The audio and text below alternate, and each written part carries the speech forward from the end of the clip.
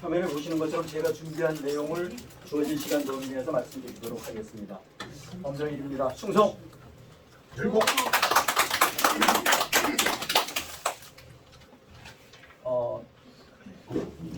최근에 국내 이슈에 관한 부분을 여러분들도 들으셨겠습니다만 지금 현 불법 정권에서 하는 이야기가 정부를 이기는 시장은 없다 이런 이야기를 했어요. 그런데 민주주의 체제에서 시장 경제를 근간으로 하는 기본적인 상황 속에서 이런 이야기는 말도 안 되는 이야기잖아요. 시장을 이기는 정부는 없다라는 말이 정상적인 표현인데 그렇죠. 정부를 이기는 시장은 없다라는 이야기를 했어요. 이것은 나는 정체성이 좌익 빨갱이 딥스 하수요라고 하는 것을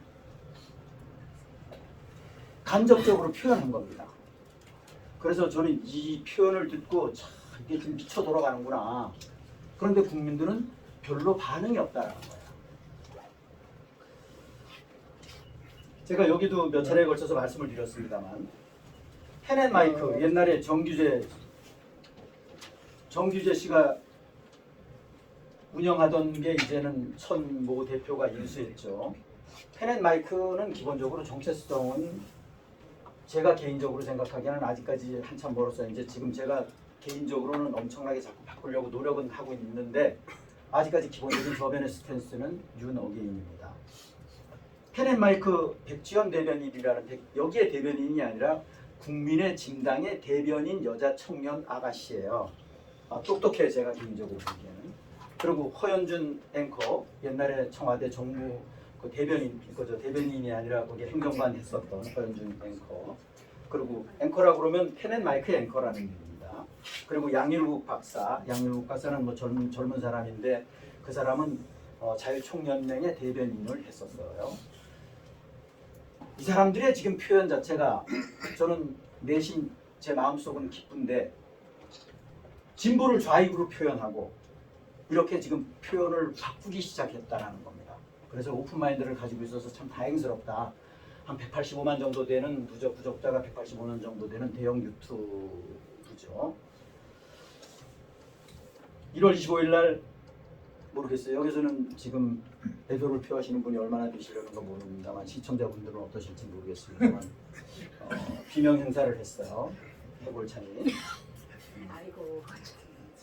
근데 참 안타까운 것은 뭐 누가 여기에 빈소에 가갖고 대한민국의 정치에 큰 벼이 떨어졌다 이런 헛소리를 한 게 있고 국장을 하려고 그러다가 여러 가지 상황상 국민의 저항이 커질 것 같다라고 판단을 했는지 국장은 안 하고 뭐 사회장 그 직장에 축사망. 그러고 이 참 기가 막힐 노릇이에요. 대한민국 경제가 지금 속절없이 낭떠러지기로 지금 낙하를 하고 있는데 이 국무총리라는 작자가 미국에 사실은 원래 출입이 금지된 놈이죠. 맞아요. 그런데 어찌됐든 간에 오겠다고 그러니까 와서 벤스 부통령을 만났는데 여기서 헛소리를 했어요. 쿠팡 관련해서 헛소리를 하고 제가 나중에 시간이 되면 말씀을 드리겠습니다. 여기 간단히 말씀드리죠. 쿠팡에 지금 어제 새벽에 연준 이사가 케빈 워시가 트럼프 대통령께서 내정자로 선임을 했어요. 의회를 통과해야 되겠죠. 그런데 이 케빈 워시가 누구냐? 쿠팡의 이사입니다. 지분을 가지고 있는 이사요. 김범석 의장, 김범석 대표하고 미국의 하버드인가 동창이에요. 그래서 김범석 대표가 나름대로 삼고초려해서 모신 사람이 케빈 워시가 쿠팡의 이사예요. 그런데 그 케빈 워시가 이번에 연준 의장으로 내정이 됐다라는 거예요. 그럼 대한민국이 어떻게 되겠어요? 지금 쿠팡 죽이려고 지금 난리를 치고 있죠. 법적인 잣대대로 그냥 가면 돼요. 이렇게 노골적으로 이렇게 할 필요가 전혀 없는 건데 그리고 또 국무총리라는 작자가 가서 헛소리를 하는 바람에 엎친 데도 불을 끄기는커녕 오히려 불을 질렀어요. 그래서 한국에 국회에서 쓰잘데기 없는 법을 추진하면서 지금 하니까 트럼프 대통령께서 또 일가를 하고 한국의 자동차 관세 55%로, 25%로 난리 났어요. 한마디로 반도체도 뭐 100%까지 물릴 수 있다 이런 부과할 수 있다 이런 얘기가 있었지만 또 이게 참 좌익 깁스 하수 정권들의 특징이 기업을 잘하게끔 만들어 기업 환경을 조성해 주는 것이 아니라 먼저 얘들 머릿속에는 알 낳는 닭 잡아먹을 국리를 하는 게 얘들의 정책이에요. 그래서 설탕세를 신설을 한대요. 설탕세를. 그러면 제일 영향을 받는 데가 어디겠어요? 자영업이 엄청나게 영향을 받을 겁니다. 다음. 전번에도 제가 토론 때 아마 이인호 사무총장님께서 잠시 말씀을 주셨던 것 같은데 제가 늘상 말씀드립니다만 신용경제학이라고 경제학 쪽에서 많이 이야기들을 해요. 금융경제학. 이거는 인류를 상대로 한 폰지 사기극이라고 볼 수 있어요. 예를 들면 100원의 예금을 받아갖고 100원만 대출을 해줘야 되는데 1,300원의 대출을 1,400원의 대출을 해준다. 폰지 사기극이라는 거예요. 이런 폰지 사기극이 합법을 가장한 전 인류를 딥스들이 컨트롤하면서 이런 사기극들이 엄청나게 많아요. 엄청나게. 그래서 그렇게 이해를 하시면 되고 이쪽을 전공하신 분들은 기분 나쁠 수도 있지만 그런데 제가 보건대는 딥스 세상에서 쌓은 지식 깨끗하게 비워야 돼요. 비우고 다시 쌓아야 돼요. 그런데 그러기가 쉽지가 않죠. 그래서 당장 대표적으로 그런 말씀 참고로 드리고 대한민국의 제1 신도수가 제일 많은 종교가 무슨 종교냐? 아시는 분이요? 불교죠. 시간 관계상 말씀드립니다. 아니. 제일 신도수가 많은 종교는 대한민국의 부동산 부동산 늘상 말씀드립니다만 앞으로 넷세라 지세라 세상에서는 더더욱 말할 것도 없고 앞으로는 부동산 오를 일 없어요. 어느 날 일확천금, 불로소득 많이들 우리 대한민국 국민들은 특히나 머릿속에 너나 나나 할 것 없이 각인이 돼 있는데 이런 거 앞으로 없어요. 그럴 일 없습니다. 그래서 참고로 말씀을 드립니다. 특히나 시청자분들께, 특히나 젊은 분들한테 제가 외람되지만 말씀을 드립니다. 영끌 그런 거 절대 부동산 투자를 위해서 영끌하는 거 절대 아닙니다. 미 전쟁부 콜비 차관 이건 진지기부터 말씀을 드렸습니다만 우리 포럼에서 콜비 차관이 왔다 갔어요. 콜비 차관이 NDS 관련해서 중요한 이야기를 했어요. NDS에 명명되어 있는 거니까 이게 화면에 보시는 것처럼 일본은 급을 달리해서 반대로 돼야 되는데 일본은 급을 달리해서 헤그세스가 다녀갔죠. 그런데 콜비 차관이 왔다 갔는데 한국 자체적으로 방어하라. 그렇지만 핵은 막아주겠다. 그게 NDS의 골자입니다. 왜 이렇게 지금 대한민국이 동맹관계에서 형제국가에서 이렇게 변했냐. 이거는 국민들이 깨어나지 않았고 대한민국 불법 정부가 딥스 하수 정부이기 때문에 이런 겁니다. 이거 우리가 정확하게 현실을 정확하게 인지해야 됩니다. 그래서 여러 형태로 지금 대한민국에 압박이 오고 있어요. 그리고 북한 비핵화가 빠졌어. NDS라 그러면 뭐냐? 미국의 NSS 밑에 세분화된 국방에 관한 부분이라고 보시면 됩니다. 그리고 또 전에도 잠시 말씀드렸나? 토론 때 사석에서 말씀을 드렸나? JP모건 CEO가 제이미 다이먼이죠. 여기를 상대로 투통께서 50억 불 소송을 지금 하고 있어요. 아마 당연히 승소하겠죠. 이유는 팩트를 정확하게 아셔야 됩니다. 트럼프 대통령께서 후보 시절에 딥스들에 의해서 엄청나게 압박을 받았어요. 대출을 안 해주고 은행을 거래를 차단하고. 그런데 이것이 여기로만 끝나느냐? 트럼프 대통령께서 승소를 하시게 되면 줄을 이을 겁니다. 그때 Y의 쪽에 즉 우익의 기업들이 엄청난 불이익을 받았단 말이에요. 이것이 연쇄적으로 확산될 가능성이 높다. 집단 소송이 연속될 가능성이 높다. 그런 말씀을 참고로 드리고, 그리고 특검께서 이건 뭐 사석에서 이게 연설하면서 3년 후에 다시 한번 출마할까요? 뭐 이런 얘기를 했는데 그거는 뭐 각자의 몫입니다. 그런 얘기를 농담 삼아 하셨는지 언중유골인지 모르겠어요. 하여튼 그런 말씀을 하셨어요. 연설 도중에 그런 이야기를 하셨고, 그리고 우리가 이걸 정확하게 아셔야 돼요. 물론 그 시스템에 관한 부분은 스위프트 시스템이긴 한데 이 지금 현재 전 세계 금융 시스템 자체는 딥스들이 인류를 착취하기 위한 하나의 시스템으로 구성이 되어 있어요. 이것을 머릿속에서 깨야 됩니다. 이것을 앞으로 세상이 바뀌면 바뀌어질 겁니다. 바뀌어질 거예요.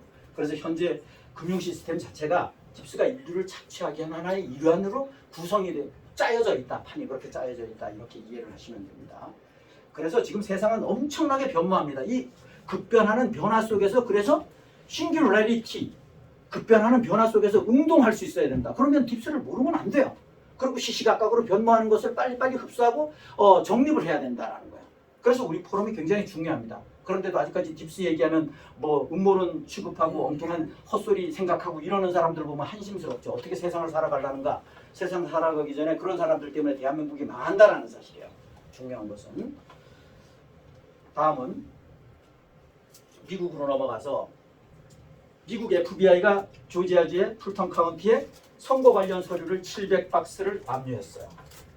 이것이 미국의 부정선거를 그런데 여기 압류했는데 여기는 지금 기록이 안 되어 있습니다만 압류했는데 이 압류한 서류를 압류한 거를 떨쳐봤더니만은 지금 정보에 의하면 이 오바마가 이 부정 서류 관련해서 지시한 사인이 있다라는 거야. 그러니까 오바마 꼼짝 말하지. 빼박이지, 빼박.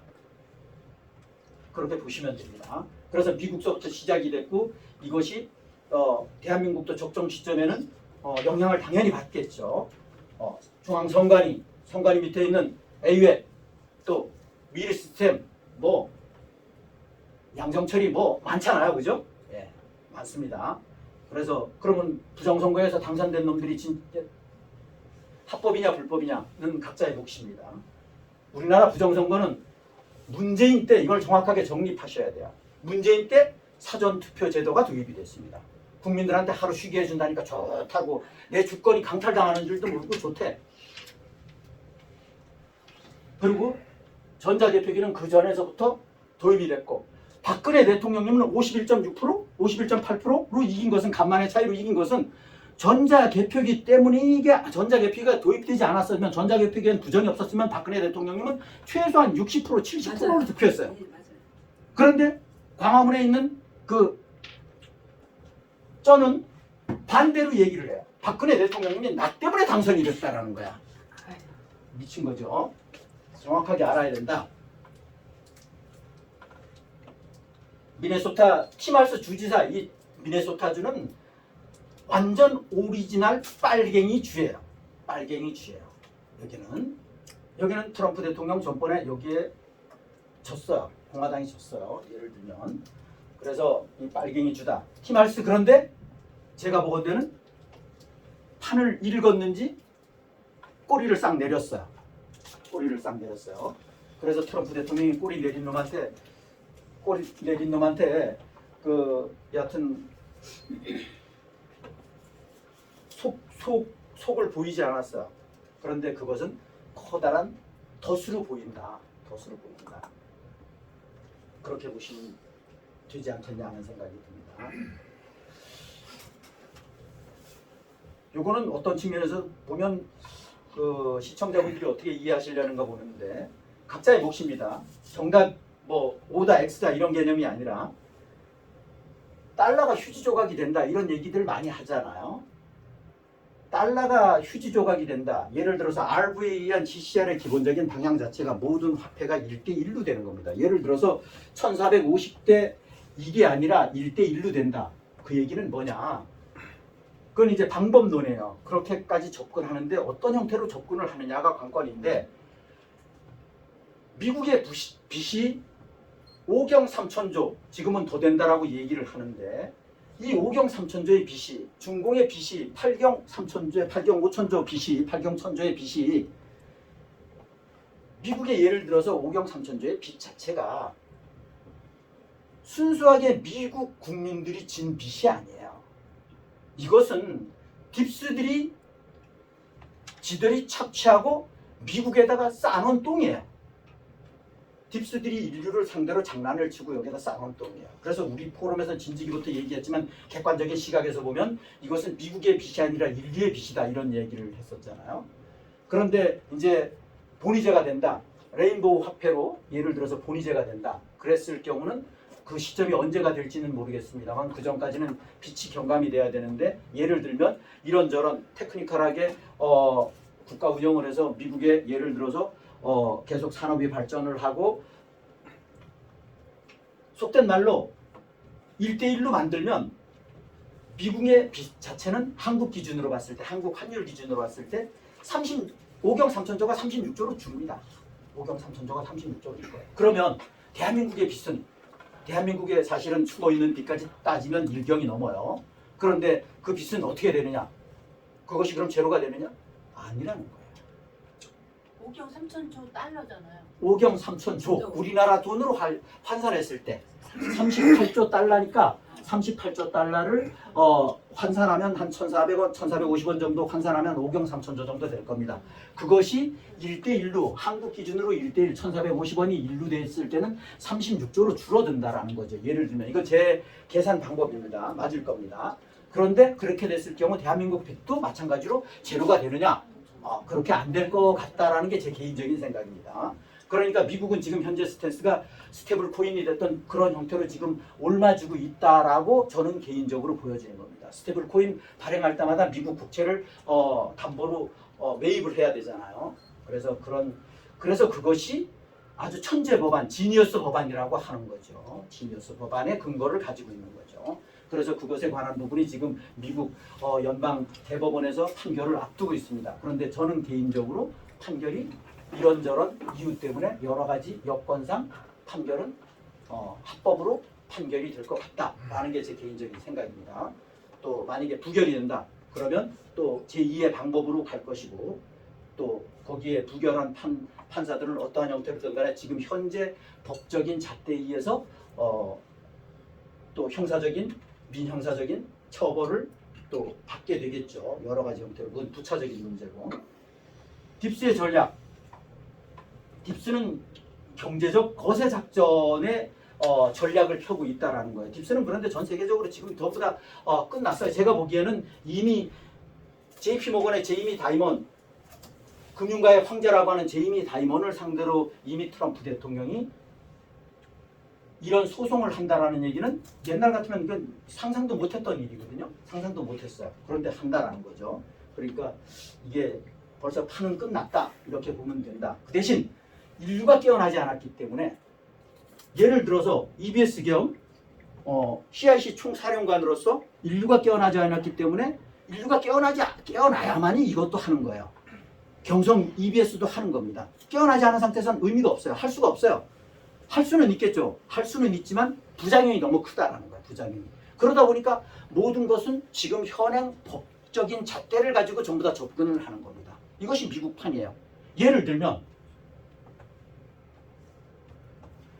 나중에 제가 말씀을 드릴 수도 있겠습니다만 생각난 김에 말씀을 드리면 CNN 앵커 체포했잖아요. CNN 앵커 미네소타주에서 호텔에 있는 거 바로 체포했어요. 그런데 물론 대법원에서 석방이 됐습니다. 법원에서 석방이 됐습니다만 제가 보기에는 필요에 따라서는 강권을 바로 시행을 한다라는 거죠. CNN 앵커 돈이 바로 체포됐어요. 체포됐다가 석방은 됐지만 예를 들면 그렇다라는 거예요. 그래서 이 CNN 앵커 얘가 완전 좌익 빨갱이거든요. 좌익 빨갱이 딥스거든요. 그래서 그런 일이 있었다라는 말씀을 참고로 드리고 그런데 여하튼 지금 현재 미국 상황의 자체는 인류가 깨어나지 않고 미국이 완전히 깨어나지 않았고 대한민국은 더더욱 그렇지만 그렇기 때문에 지금 현행 법적인 잣대로 접근을 하는 겁니다. 법적인 잣대로. 이해를 못하기 때문에 아까 말씀드렸던 대한민국의 대미투자특별법의 부정적인 한국 입법부에 대해서 트럼프 대통령이 바로 자동차 관세 25%로 부과를 한 겁니다. 이것이 대한민국의 지금 현주소예요. 그 정도로 대한민국은 찍혀 있어요. 동생이 돼갖고 적하고 내통하고 적하고 손잡고 형을 공격하고 있으니까 가만두고 싶겠어요? 그것이 대한민국입니다. 이거는 지금 확실치는 않은데 거의 확실한 것 같아요. 캐나다에 중공군들이 지금 5만 명이 상주하고 있다는 거예요. 5만 명이. 복장을 달리해서. 이 중공군이라고 그러면 CCP 딥스들이에요. 딥스 조직들이라고 보시면 돼요. 그래서 지금 캐나다가 이상하게 돌아가고 있는 겁니다. 캐나다가 이상하게 돌아가고 있는 겁니다. 그리고 아까도 아까 13일이라고 그랬는데 18일이죠. 1월 13일 날 장유사 반란이 있었고 중공 2인자 장유사가 시진핑이 원래 친구인데 어찌됐든 간에 숙청됐어요. 이것이 팩트인 것 같습니다. 그리고 이것은 확실치는 않은데 은가격의 상승이 금융 붕괴로 이루어질 것이다라는 이야기가 있어요.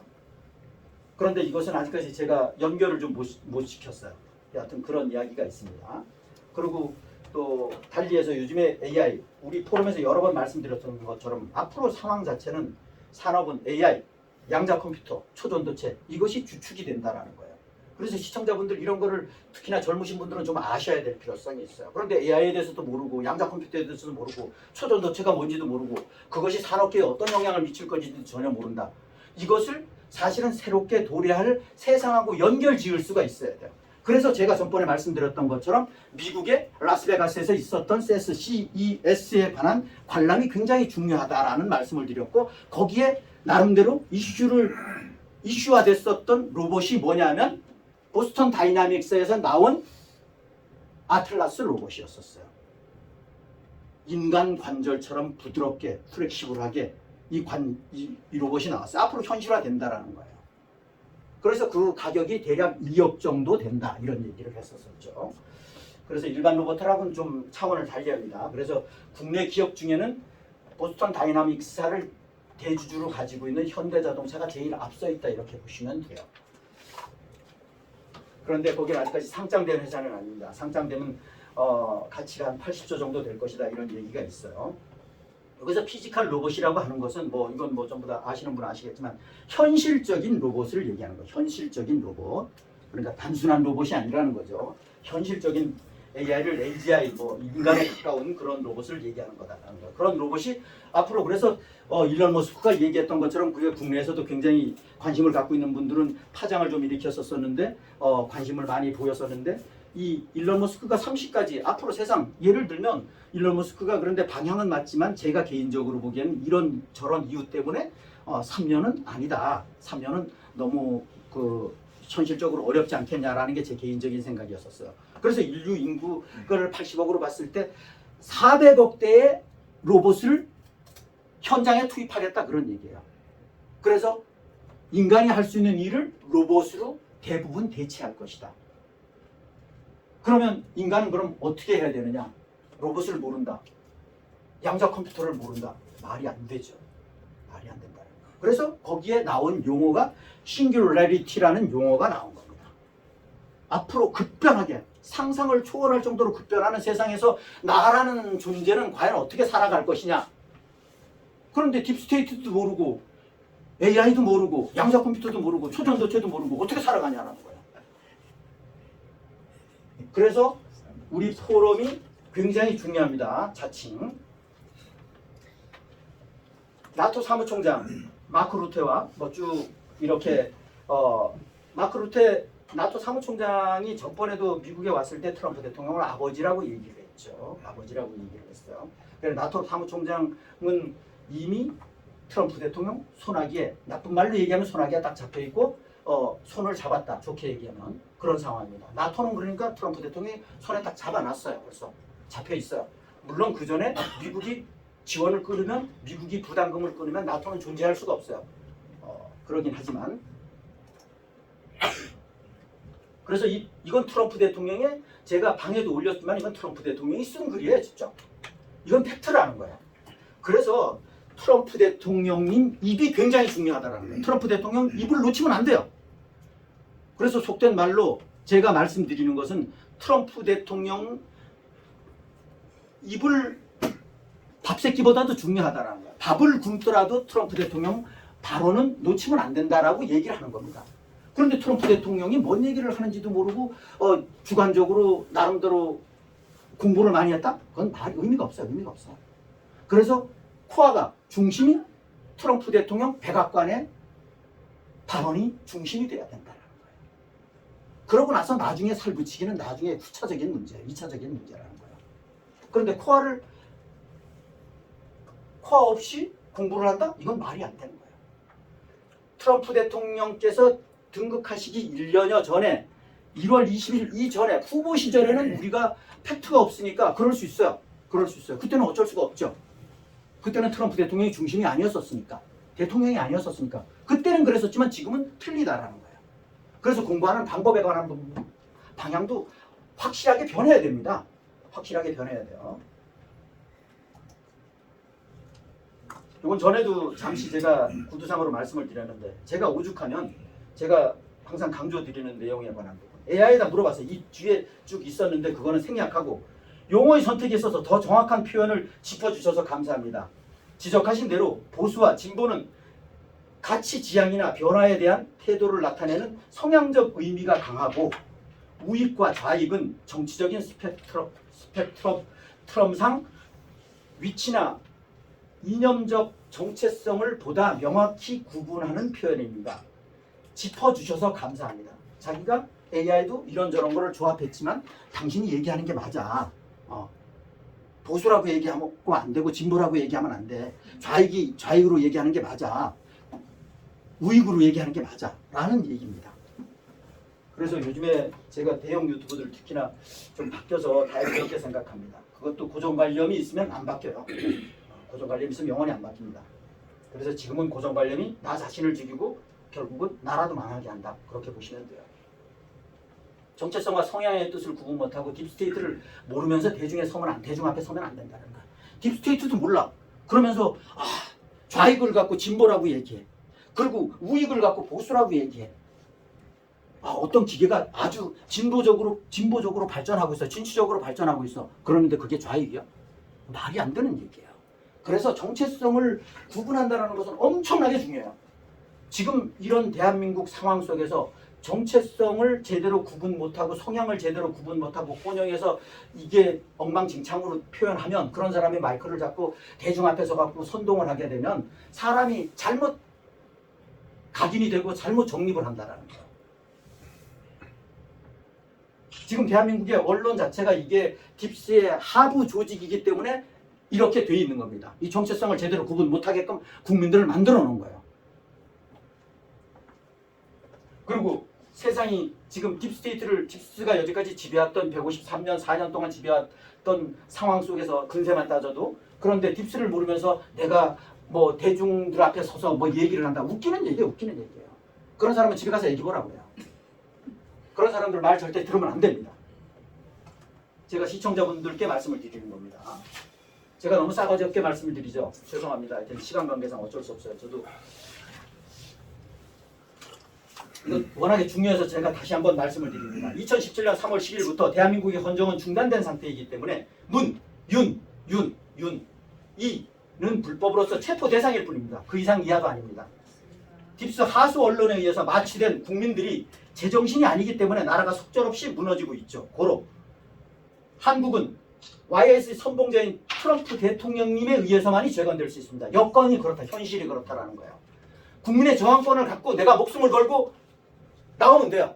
그런데 그럴 사람이 없다라는 거예요. 지금은. 없는 건 아니에요. 극소수다라는 거예요. 그것이 문제입니다. 그러면 피를 흘리지 않고 쉽게 나라를 구할 수 있는 방법은 세계 판을 놓고 봤을 때 대한민국이 그 딥스의 중심에 있기 때문에 우리 국민들의 행동 자체가 가슴속에는 박근혜 대통령님을 가슴속에 안고 우리 친부모인, 우리 친아버진, 친엄마인 박근혜 대통령님을 가슴속에 안고 행동은 트럼프 대통령님과 하나가 되면 돼요. 여기에 문, 윤, 이가 우리 친아버지입니까? 우리 친엄마입니까? 아니잖아. 그런데 윤어게인 조직들 뭐 하는 겁니까? 당신네들은 매국하는 거라는 거야. 매국.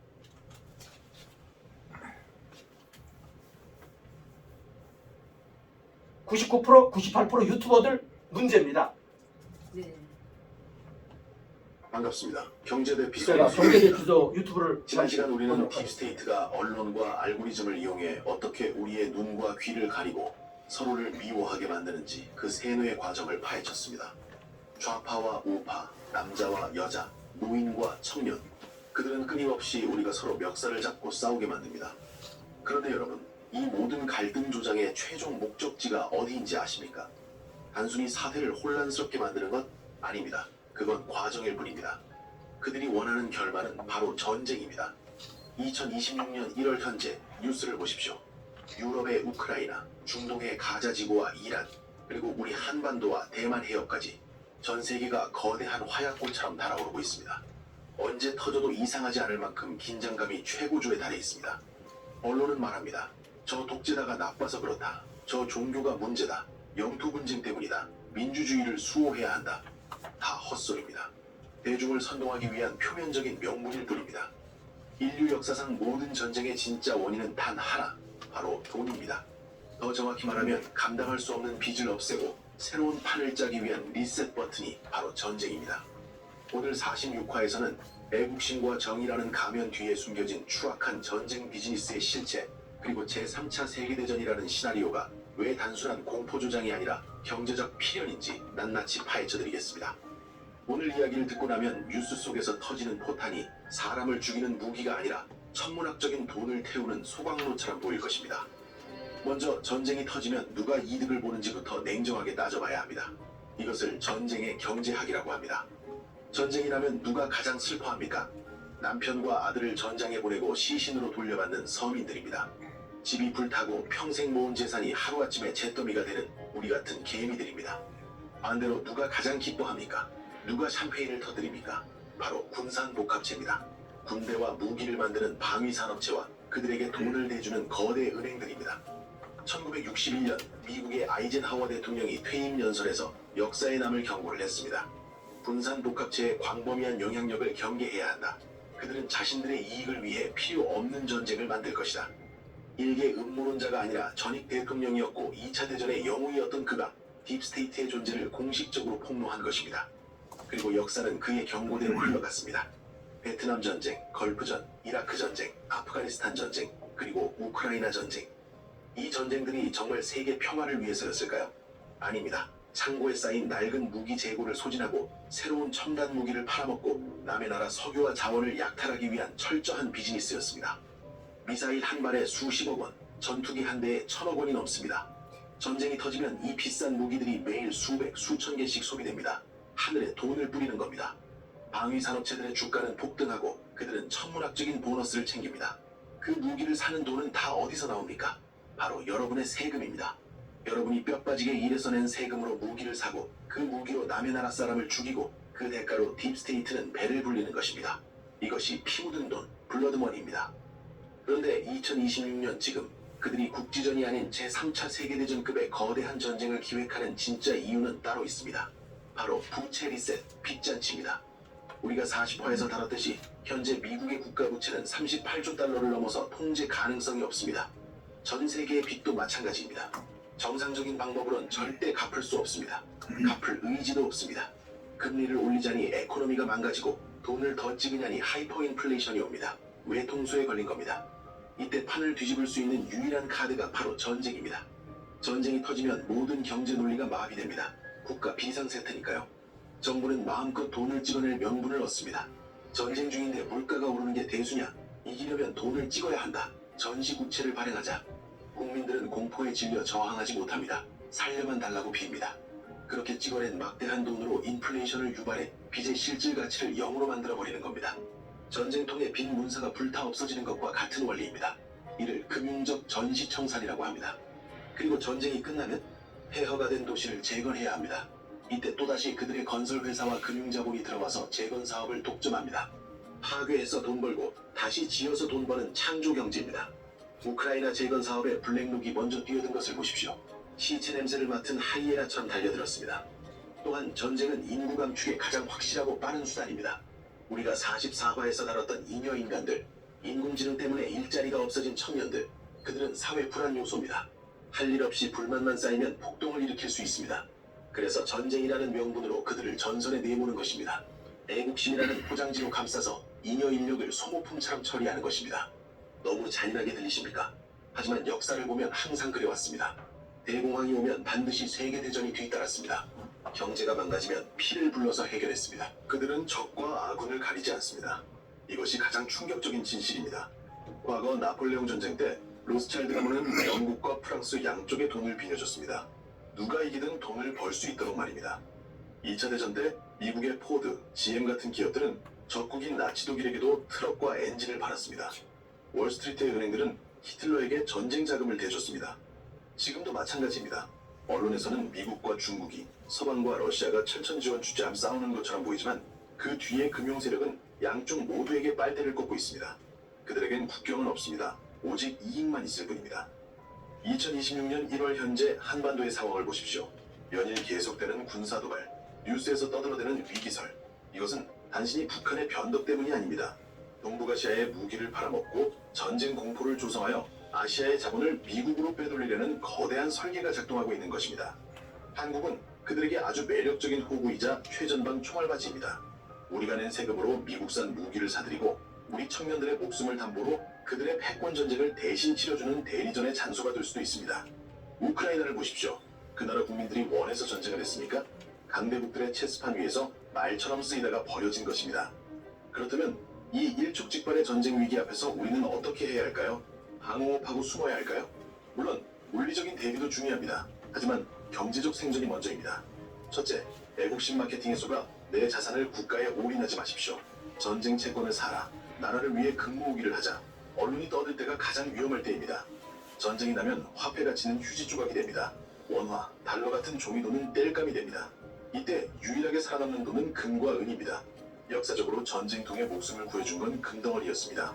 비상시 뇌물로 쓸 수 있는 소형 골드바나 은화를 반드시 실물로 보유하십시오. 은행 금고도 믿지 마십시오. 둘째, 금융자산을 분산하십시오. 한국에만 모든 자산이 묵혀있다면 한반도 위기 시 여러분은 알거지가 됩니다. 전쟁은 예고 없이 터지고 은행문은 가장 먼저 닫힙니다. 해외 주식이나 해외 계좌 혹은 암호화폐 하드월렛처럼 내가 직접 통제할 수 있는 자산으로 포트폴리오를 옮겨야 합니다. 셋째, 식량과 생필품을 비축하십시오. 전쟁이 터지면 마트는 3시간 안에 털립니다. 물류가 마비되기 때문입니다. 3개월치 이상의 식량, 상비약, 그리고 부탄가스와 연료를 준비하는 것은 유별난 생존주의자의 취미가 아니라 가장의 의무입니다. 평화로울 때 준비하는 자만이 살아남습니다. 넷째, 멘탈을 지키십시오. 전쟁 공포에 찔려 헐값에 자산을 던지거나 패닉에 빠지지 마십시오. 그들은 공포를 먹고 자랍니다. 차갑게 이성을 유지하고 그들의 시나리오를 읽어야 합니다. 아, 이제 빚을 털려고 판을 흔드는구나 라고 꿰뚫어봐야 살아남을 구멍이 보입니다. 전쟁은 공포지만 누군가에게는 부의 이동 기회이기도 합니다. 여러분, 평화를 원하신다면 전쟁의 진실을 알아야 합니다. 전쟁은 군인이 하는 게 아니라 양복 입은 은행아가 하는 것입니다. 총성이 울리기 전에 이미 장부상으로는 승패가 결정되어 있습니다. 우리는 그들의 더러운 장부 위에서 지워지는 숫자가 되어서는 안 됩니다. 내 목숨과 내 자산은 내가 지켜야 합니다. 자, 이렇게 그들은 전쟁을 통해 국가의 빚을 털어내고 새로운 판을 짭니다.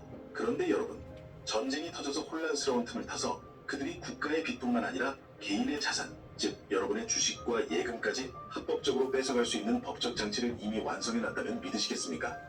전쟁이나 금융위기가 터지면 은행이 파산하겠죠? 그때 은행이 여러분의 예금을 돌려주지 않고 은행 빚을 갚는 데 써버려도 합법이라는 사실을 아십니까? 여러분이 산 주식이 사실은 여러분 소유가 아니라는 충격적인 진실. 다음 제47화에서는 The Great Taking, 거대한 강탈, 당신의 모든 자산이 법적으로 몰수되는 날, UCC법과 담보권의 비밀에 대해 이야기하겠습니다.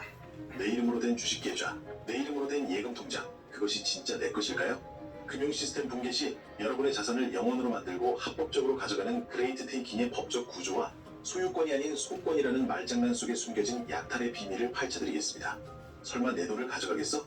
네, 가져갑니다. 법이 자, 이번 관계상 간단하게 말씀드리겠습니다. 이 지도 북극에서 내려다본 지도입니다. 북극 정중앙에서 참고하시고 그린란드가 여기 있죠. 참고하시고 지도가 나름대로 생각하는 의미에서는 의미가 큽니다. 이거는 뭐 제가 그 단체방에서 잠시 전번에 말씀드렸던 것처럼 토론에 말씀드렸던 것처럼 박근혜 대통령님 그 블랭킷 2개를 나름 제작해서 딥사우스 포럼 집회를 통해서 제작해서 하나는 박근혜 대통령 등극은 트럼프 대통령이 등극과 연동되어 있습니다. 이것이 세계 8의 흐름입니다. 제 개인적으로 보기에는 이 단어, 이 말을 이해한다는 것은 굉장히 중요하다는 거죠. 지금 2월 2일 날 박근혜 대통령 생신이신데 우익의 중심이신 대통령님 생신을 축하합니다. 그래서 이 블랭킷은 어제 오후에 현장에 쌍계리 박근혜 대통령 사자 앞에 가보신 분들은 이 환경을 대략 이해하실 겁니다. 설치 완료된 상태입니다.